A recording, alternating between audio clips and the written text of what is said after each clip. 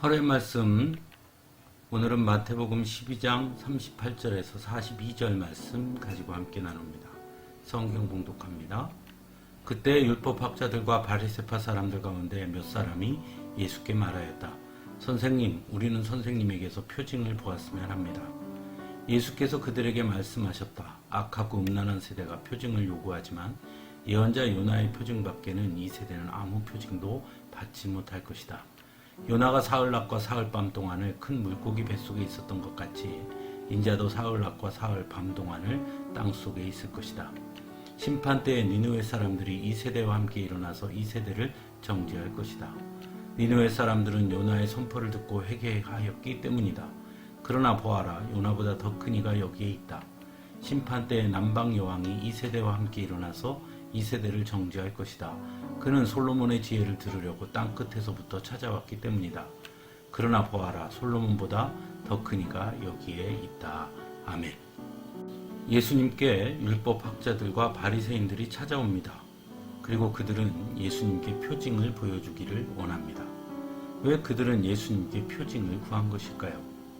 사람들은 간혹 하나님이 계시다면 그 증거를 보여달라는 말을 하는 경우가 있습니다. 그들이 하나님이 계신 증거를 보여달라는 것은 크게 두 가지 뜻이 있다고 할 수 있습니다. 하나는 그러면 하나님을 믿겠다는 것이죠. 하지만 또 다른 이유는 하나님이 계시지 않다는 것을 말하고 싶기 때문일 것입니다. 율법학자들과 바리새인들이 예수님께 표징을 보여달라고 한 이유도 그와 비슷할 것입니다. 하지만 그들은 끊임없이 예수님의 메시아 되심에 대해 도전했던 사람들이었습니다. 그러므로 그들이 예수님께 표징을 구한 것은 표징을 보고 예수님을 믿기 위함은 아니었을 것입니다. 그래서 예수님은 그들에게 요나의 표징을 말씀합니다. 그러나 중요한 것은 니느웨 사람들은 요나의 표징을 보지 못했다는 것입니다. 그럼에도 불구하고 그들은 요나의 외침을 듣고 회개했습니다. 그리고 예수님은 부활의 표징을 말씀합니다. 하지만 우리가 잘 아는 대로 율법학자들과 바리새인들은 예수님의 부활 역시 믿지 않았습니다. 즉 표징이 중요한 것이 아니라는 것입니다. 먼저 믿음이 있어야 표징을 표징으로 보는 것입니다. 아무리 예수님께서 표징을 보여주신다 하더라도 믿음이 없으면 결코 표징의 의미를 깨닫지 못하는 것입니다. 히브리서 11장은 아주 명쾌하게 믿음에 대해 말씀합니다.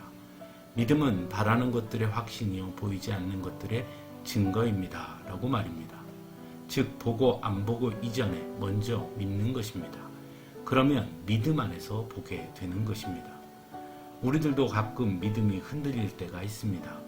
그럴 때마다 무엇인가 신비한 표징들을 보면 더 큰 믿음이 생길 텐데 하는 생각이 들 때도 있습니다. 하지만 결코 표징을 본다고 해서 믿음이 크거나 회복되는 것은 아닙니다. 성경을 통해 하나님의 살아계심과 예수님의 메시아 되심을 보지 못했다면 신비한 표징들을 본다고 해서 결코 믿음이 성장할 수는 없는 것입니다. 사랑하는 성도 여러분, 우리에게 가장 강력한 하나님의 살아계심과 예수님의 메시아 되심의 표징은 바로 우리가 하나님의 자녀가 되었다는 것입니다. 그래서 우리가 하나님께 기도하고 예배할 수 있다는 것이 가장 강력한 표징인 것입니다. 또한 성경 말씀이 바로 우리에게 주신 강력한 표징인 것입니다. 성경을 믿지 못하는 사람은 결코 어떠한 표징을 보더라도 믿음의 자리에 설 수 없는 것입니다. 믿음을 가지고 보면 비가 내리는 것도 하늘에 구름이 흘러가는 것과 한여름 따가운 햇빛 속에서도 하나님의 살아계심을 보게 되는 것입니다. 또한 새들의 노래와 들의 풀과 나무들의 자람을 통해서도 하나님의 역사하심과 간섭하심을 보게 되는 것입니다. 그래서 우리에게 가장 중요한 것은 믿음인 것입니다. 그래서 우리는 우리의 믿음이 꺾이지 않고 굳건해지도록 언제나 스스로를 돌아봐야 하는 것입니다. 사랑하는 성도 여러분, 지금 여러분의 믿음은 괜찮으십니까? 건강하고 바르게 굳게 서 있습니까? 우리의 믿음을 다시 한번 천천히 점검해 볼 수 있기를 간절히 바랍니다. 함께 기도하겠습니다.